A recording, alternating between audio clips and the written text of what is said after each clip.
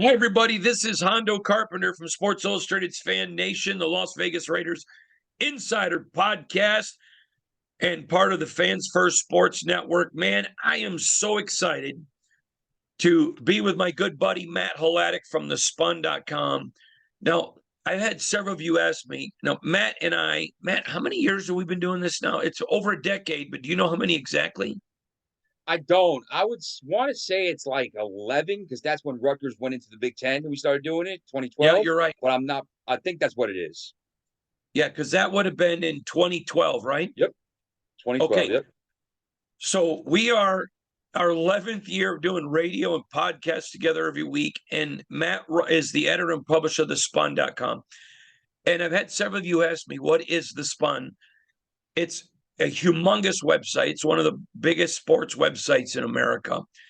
And they aggregate all sports, NBA, college basketball, college football, pro football, hockey, all of it. It is really a good site. I like it because you just go there, you get the top, whatever the top stories are in sports, you get them real quick. I think it's just an easy. I explained it. You guys are like a McDonald's. And, if you want the long form stuff, you would come to me for the Raiders. Mm-hmm. But if you just want the quick hit, top of the line, grab a sandwich and go, the spun.com. That's why I look at you every day. Matt, is that a fair representation of your website? I think when you ask what is the Spun, I think it's the more accurate question is what isn't the Spun? Because the Spun is pretty much everything. Any story or topic that's remotely viral or important or notable in the world of sports, we tap into it. So it's really kind of a one-stop shop, like you said, to get quick hitters, quick information, quick takes, quick opinions from the public on the big stories in sports.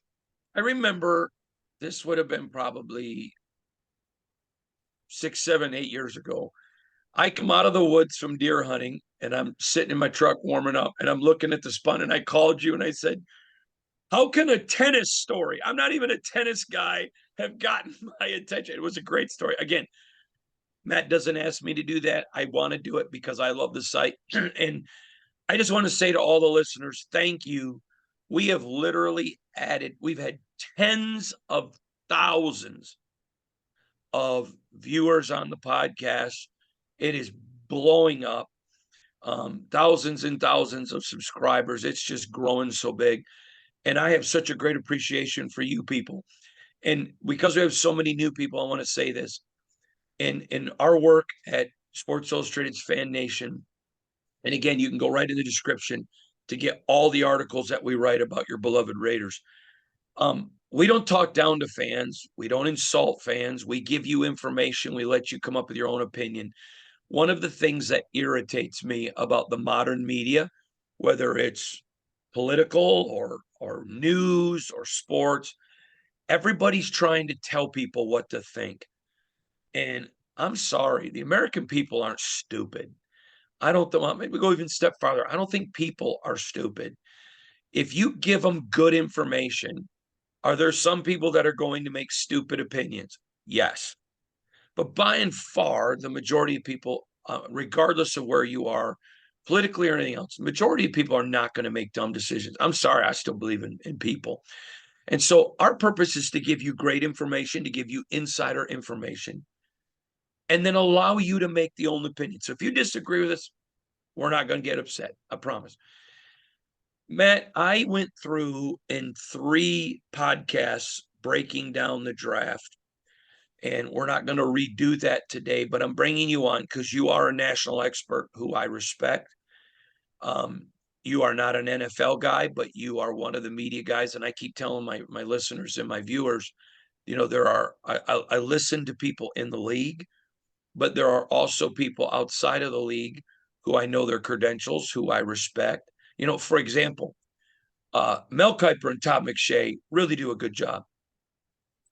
And one of the things that neither of them are players, neither of them work in the league, but they do a good job of accumulating information from people in the league. And you say, Hondo, how do you know that? Because the people in the league I talk to to them. So they do a good job. I'm going to give those two really good credit. But they also make a national list. So if you're the Raiders and you don't see an Aiden O'Connell on McShay or their board, it's because the majority of the NFL is a mobile quarterback league. And so if you're the Raiders and you don't use a mobile quarterback system, so you're going to have Aiden O'Connell higher just because of how you do your boards or whatever team you are. But Matt has been in the business a long time. He's very well respected. He's got great sources. I know some of his sources. And so I have him on and just to talk about the Raiders. So let's go, first of all, Matt, I want to get your thoughts. Going into this draft, you know this, I've told you, universally in the NFL, it was believed there were two guys that were dudes, and that was Will Anderson and Tyree Wilson. I would have, and I want to make this clear because I'm going to be fair. If it would have been my pick, I would have taken Will Anderson.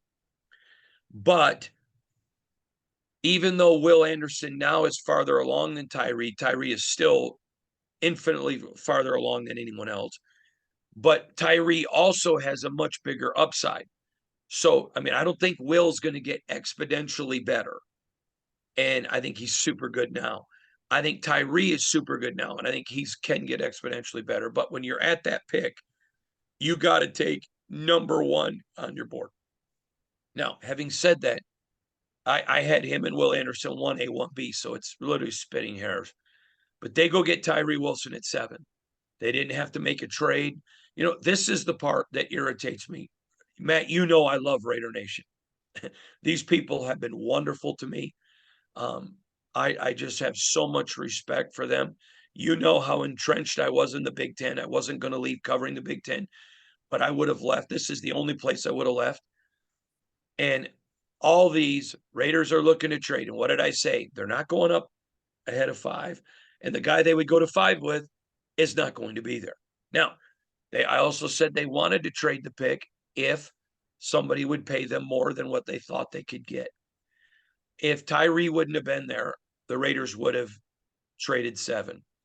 But nobody was willing to give them value that was more than what they thought Tyree was. I thought this was a great pick. I thought it was a phenomenal pick. A from me. Your thoughts on what the Raiders got with Tyree Wilson?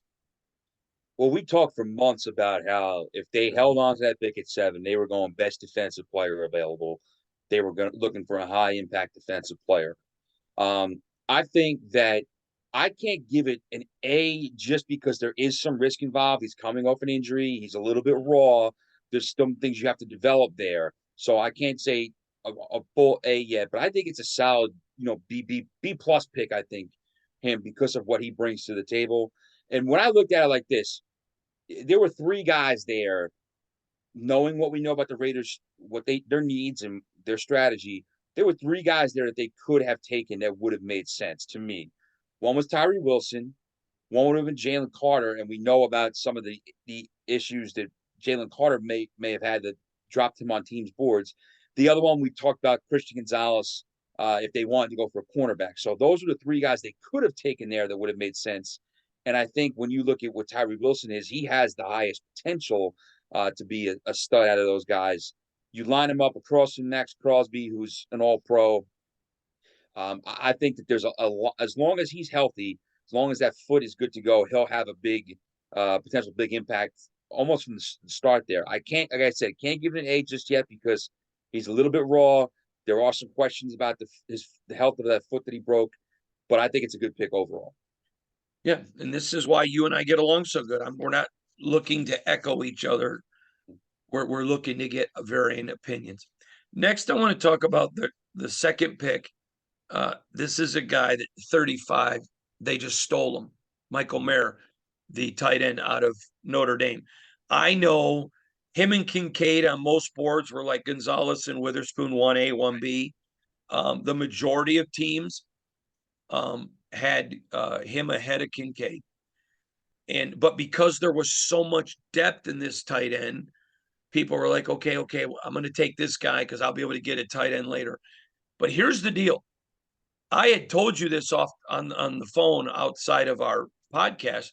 I never had Mayer slotted to them in a mock draft because never thought he'd be available. Right. I mean, just it's like I never had Bryce Young. I never had Will Anderson in them to a mock draft. No chance. Never. If you would have told me going into this draft they got Tyree and Mayer, I'd have told you you were nuts. This was a steal. Now, I've mentioned before, he has the toughness of Mark Bavaro, the hands of Antonio Gates. This is a 4-down guy. This is an old school. I could see Mayer playing with a leather helmet. I love this pick, and I give it an A. Your thoughts? Well, we are in lockstep here. I give it a definite A. And if you remember last week when you asked me for a guy who may surprise people, Yep. I said he's not going to surprise people with the impact, but I picked Michael Mayer because I thought people were going to overthink it and cause him to drop. And that's exactly what happened. And the Raiders pounced right there at 35. He's not going to come in and do what Darren Waller did. He's not a freak of nature. You move around the formation and do a whole bunch of things with there. But what he's going to do is the guys that you mentioned, like an old school Mark Bavaro. He's Jason Witten is a comp I've seen thrown out a lot.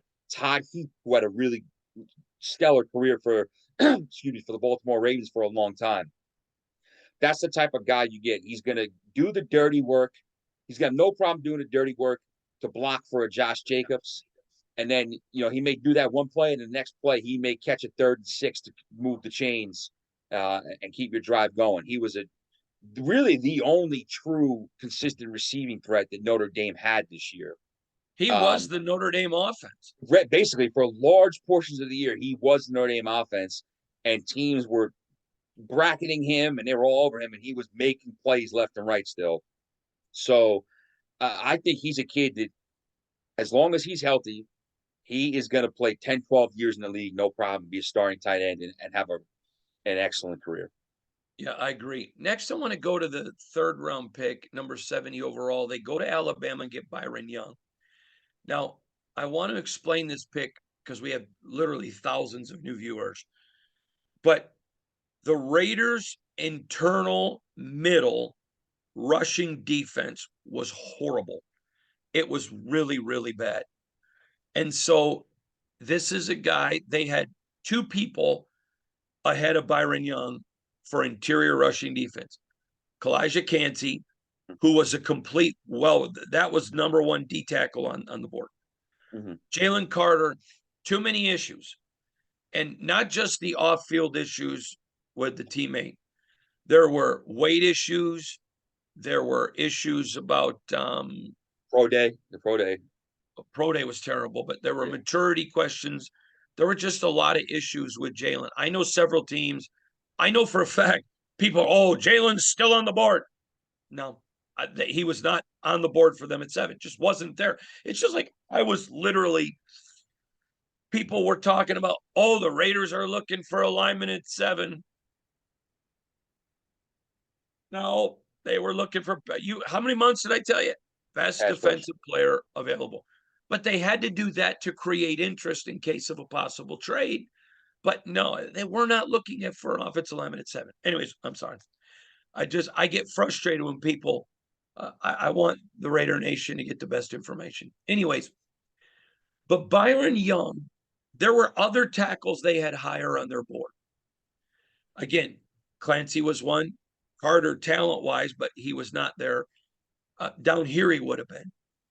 But this is the guy that they had with their best interior rush defense grade as a tackle. He's ferocious. He's a beast. He has a motor. He just keeps coming. Now, he's only going to play 1st and 2nd down, but they don't need him on 3rd because now they can put Chandler Jones on one end, Max Crosby on the other, and move Tyree to the middle and do a 3-man rush with 3 awesome pass rushers. They needed that interior gap filler, the space eater. Spillane, the middle linebacker they just signed from Pittsburgh. Why was he so good? Because they had space eaters in Pittsburgh that would take up a center guard and allow him to see the hole and react. I know there was a lot of people in Raider Nation that didn't like the pick, and that's fine. They're welcome to. I'm not God. But when you knew the need that the Raiders had, and he was the best available at the biggest need, this was a fit. Now, I've heard people say, well, why not go get a corner? Okay. They've signed a bunch of corners this offseason. You just don't know their name. And they felt like there was still plenty of good corners that they were going to get a highly valued corner, but there wasn't a lot of interior rush defense guys. And knowing that need, they go with Byron Young. I gave it a B. I thought it was a good pick for what the Raiders wanted, what the Raiders desperately needed to get that guy to fill that role. I know a lot of people didn't like it. That's fine. I know a lot of people around the league really respected it. What was your thoughts on the Byron Young pick? I think a B is a solid grade there. I think that it's not a sexy pick because a run stuffing DT in 2023 isn't, but it's still a necessary role you need on your football team. And like we had talked about, you mentioned again today, the Raiders didn't stop the run at all in 2022. So you knew they were going to this offseason look to shore up the middle of their defense, whether it was at linebacker or especially up front. This guy came from Alabama and obviously gets overshadowed a little bit in the Alabama defense because he's doing some of the dirty work there in the middle, as opposed to guys like like Will Anderson or Terry Tuoto or one of their other pass rushers. But he can fill a role, and I think that he's a guy who's coming in to play a specific role and be counted on from day one. I think it's a solid pick. I think that he'll be a contributor early on, so I think a B there in the third round makes total sense. Now, I want to go to the fourth round pick 104. And this is a pick, Raider Nation. Well, they went crazy. They hated this pick. And I don't think they hated the kid. As you know, I broke the story that teams were calling on Hunter Renfrow. And I've been on this. I'm glad to see, some other members of the media now are reporting what we reported months ago. And I don't expect Hunter Renfrow to be here. I think after June 1st, he gets moved. But they go out and get a guy who does what Hunter Renfrow does. And he's a slot receiver, but man, he's a lot faster than Hunter Renfrow. He's also a guy that is a stone cold killer on special teams. In fact, I know of several NFL teams that had him as their number one special teams player in the entire draft. Just as far as versatility, he'll do punt receive, punt kick return, kickoffs. I mean, he's going to do it all. And then, but he's a super fast. I mean, this guy brings lightning fast speed, and he's got sure hands. You've got to see him a lot. You're familiar with Trey Tucker, and if you know that you're going to be moving Hunter, or there's certainly the high possibility of it. I'm not reporting anything is imminent, but I don't expect him to be here. This is a very solid, good get. I know a lot of teams had him at 1 or 2 for a slot. He's a little bit smaller, but so is Julian Edelman. He is, this is a Julian Edelman type player. I like this pick, 4th round. Your thoughts? He got overshadowed there a lot by Tyler Scott, who is the more productive, the bigger name receiver at Cincinnati. I have to admit, I was a little surprised at the pick, but it makes more sense in the context of what you're saying is that there's a good chance they move on from Hunter Renfrow because that gives this kid a chance to have an impact in the slot. And again, you're talking about Josh McDaniels, how much he coming from New England values slot receiver. They've always had productive slot receivers, and they were able to kind of move from one to the next, whether it was Welker, Julian Edelman, Danny Amendola, a bunch of different guys. I think they'll make use of his speed right away. And I think that when you are taking a kid with that type of special teams ability as a top 100 pick, you're banking on him being your return man almost from day one. Right. So I think at the very least, he comes in there and they believe he can make an impact in returns from day one. And then if Hunter Renfrow is gone and they see how he fits in as a slot receiver, I think it's a little bit of a. I understand why fans were a little bit taken aback because there were guys on the board who were receivers who had, higher profiles, were, you know, got more pub than this kid did. But I understand the football sense behind what the Raiders did there.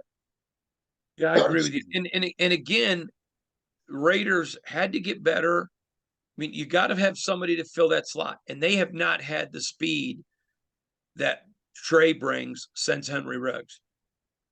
And we saw last year not having somebody who could who could get the field spread out. This makes Devontae Adams better because when you've got that speed, you've got to take that speed into account. But also, you then upgraded your special teams, which were not good last year. So I mean, it was a good move when you understand all the holes he fills. And I need to explain this to fans. You have to understand the Josh McDaniels, Dave Ziegler system. They like versatility. They like guys that do a ton of different things. Here's why. Because now you got Trey Tucker, but he's also a huge impact guy on special teams. So then maybe you don't have to keep a guy just to be a punt returner, and it opens a slot maybe for a different defensive player. So versatility, when you got guys that cover a lot of positions, it really allows your roster to be versatile. Then I want to talk to you about a guy they picked. I'm sorry, you're right. I said Tucker fourth at 104. It was not, it was number 100 in the third round. I apologize about that. But the fourth round pick at 104 is a guy that I really liked. This is a guy, trying to think of how I want to word him. I mean, he's a corner, but he's a headhunter. This is a guy they had with a second round grade. This is why I said they went with a Byron Young, because there were so many guys on their board. They thought they would still get somebody. His weakness is that he is so unafraid to come up and pop somebody on the run that Patrick Mahomes is not Peyton Thorne at Michigan State. No. And so Patrick Mahomes is the best quarterback in the National Football League. And this kid can run full speed towards the line of scrimmage, stop on a dime, give you 9 cents change, and whip it down the field without setting his feet. And so he's going to have to stay with his guy till the quarterback crosses the line of scrimmage. Or his guy's going to get separation and be a touchdown. But he's a headhunter. He's aggressive. It's an old school Raider pick. I'm mean. I'm going to hit you. I'm going to put my helmet on your chin. But he's a thinker. He's got a big upside as a football IQ guy. This is not a guy that makes a ton of mistakes. You know him from Maryland. Jakorian Bennett. Man, talk about this kid. I thought this was a good pick. I gave it an A. I thought a good pick. I thought this was definitely a solid pick there. He got overshadowed again. Deonte Banks was their top corner, ended up going in the first round to the Giants. So Bennett kind of wasn't as highly thought of as obviously Banks was. Banks was the bigger prospect, but Bennett does bring a lot. He was a pretty good frame to the position, got good speed. He has a willingness to hit, like you said.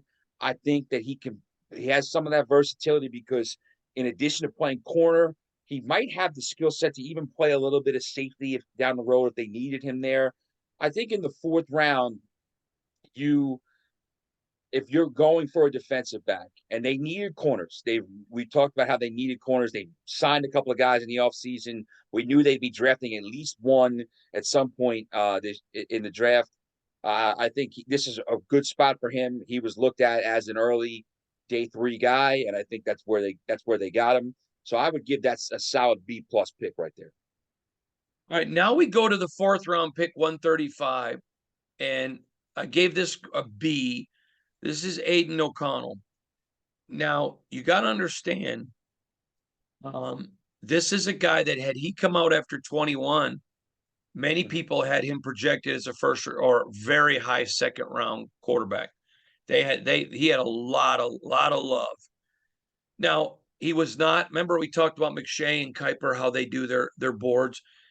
The majority of the NFL is a quarterback running league now, and so he wasn't as high on their boards because he's a statue. He's going to stand in the pocket till the very last second. He's tough as nails. I'm not calling him Tom Brady, but his style is Tom Brady. He's extremely accurate. So he comes back in 22. A lot of people thought, oh man, he's making a mistake, but he wanted an opportunity. There were some things that program had to battle through, some changes, but I would tell anyone, put on the tape the Big Ten championship game, watch him, watch what he did. The game against Michigan, excuse me. But this is a guy in the Josh McDaniels system. With what Josh McDaniels does, there were some concerns about Hooker, none of it character in football, but just the healing of his body. That this is a guy that comes in, he's going to be a fourth rounder, he's going to be an immediate backup, but it's a guy that would not shock me if he becomes the starter at some point.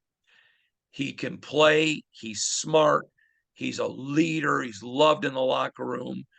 I thought this was a solid pick based on their system. Now, let me just say something. If I was a general manager of the Raiders, they'd be running an offense with a mobile quarterback. But I'm not the general manager. And just because you want them to run it doesn't mean it's fair to grade players on the system you want. You judge them on the system the Raiders had. I gave this a B, and I really like O'Connell. I've watched him play a ton in person in the stadium as well as on television. Your thoughts on O'Connell? I think, excuse me, I think that, we had talked about, again, during all your mock drafts, that you were going to go and see them go with a developmental type quarterback in the middle rounds. You had said Tanner McKee was the guy we talked about a ton on here from Stanford. I've seen a couple of, one or two sources or outlets that had O'Connell slightly ahead of Tanner McKee. Mm-hmm. They're similar type of players. They're smart, they're experienced, they're tough. They're mostly going to perform in the pocket, but you can use them a little bit in the play action game or functionally outside the pocket the way Josh McDaniels wants to. And the way that it shapes up is now you got a guy who is your QB3 to start, and maybe you have a guy who becomes a cheap and reliable backup quarterback, and you got him for only a mid-round pick. And other, that's the worst case scenario. Best case scenario is maybe you find a low-cost starter, a guy that's capable down the line when Jimmy Garoppolo leaves, or if Jimmy Garoppolo does get hurt, you find a guy who's a capable starter, and maybe he's your bridge to your eventual franchise guy. I want to talk about the Tanner McKee thing because I had the Raiders taking him in the fourth round all along because he was their number 2 guy in that. Well, Hendon Hooker was their first guy in that second tier. But again, he started falling off.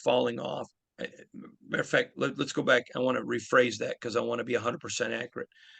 They had one guy at their top, and I'm going to tell everybody who that is on Thursday or Friday. Then they had another group of guys. They had Hendon Hooker right there, Aiden O'Connell, and Tanner McKee. But when there was concern about how fast is he healing, okay, we're going to take that. And then it was Aiden. They did not expect, I know this for a fact, they wanted to get a quarterback probably in round 4. That's why in my mocks, I had him taking a quarterback in round 4 after I took Hendon off. And they didn't think Aiden would be there. That's why I went Tanner McKee, because he was their second choice all the time. And I was shocked Aiden O'Connell was there. I know a lot of people were. But I think it was a good pick. I think he could become a starter. Not saying he will. But you got to remember, people at home, next year's quarterback class is exponentially better than this year's quarterback class. So you take a run on them at 4, you like them, you keep them developed, but just remember next year's quarterback class is a really good quarterback class. Matt, the last pick we're going to talk about today is a guy in the 5th round at 170, Chris Smith, the safety out of Georgia. And you're right, Jakorian Bennett could also slide up and play safety. I think he's going to start at corner, but I think that's where he could go, injury or whatever. But this guy, I mean, was highly rated on a ton of boards. The Georgia guy, just go put in the tape of the national championship games. I mean, he's making plays at the highest level in the biggest games. Another headhunter. You could really see in this draft what the Raiders were doing.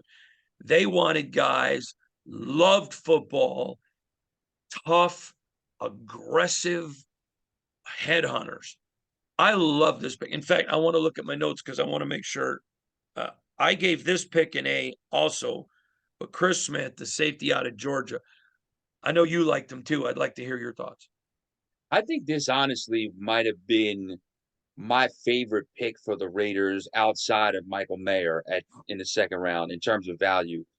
I think that you're getting a guy who's played against the best of the best, been part of the best defense in college football for 2 years, a major part of it. Obviously, did not get, he wasn't the type of prospect and didn't have the type of shine that some of these other guys had, Jalen Carter and Keely Ringo and Nolan Smith and, um, coming out this year. But he had a huge impact. He's a really solid football player. He's a guy that's going to come in and contribute from day one on specials, and he's going to be a factor in your defense from day one. He's not going to be, a dynamic Ed Reed, Troy Polamalu. I mean, obviously those guys are 1 in a million, but that type of guy who's, you know, playing deep center field all the time and making plays Ron like Harmon. that. Yes, right, exactly. But what he can do is he can play against the run. He can help give you value against the pass. He brings a lot of experience, a lot of toughness, a lot of intangibles to the table as well. I really, really like this pick for them in the fifth round.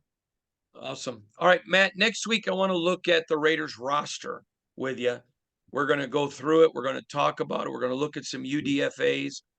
We're going to look at the draft picks. We're going to look at just the roster in totality.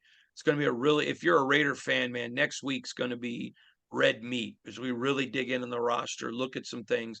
We're going to talk about some guys that maybe won't make it, guys that will. It's just going to be a lot of fun. I'm really looking forward to it. As always, I'm Hondo Carpenter from Sports Illustrated's Fan Nation, Las Vegas Raiders Insider Podcast here on the Fans First Sports Network. He is the editor and publisher of thespun.com. And more importantly, literally one of my dear buddies, my brother. I love him so much. The great Matt Hladek from thespun.com. Thanks again, my friend. Anytime. Always a pleasure, buddy. Thanks.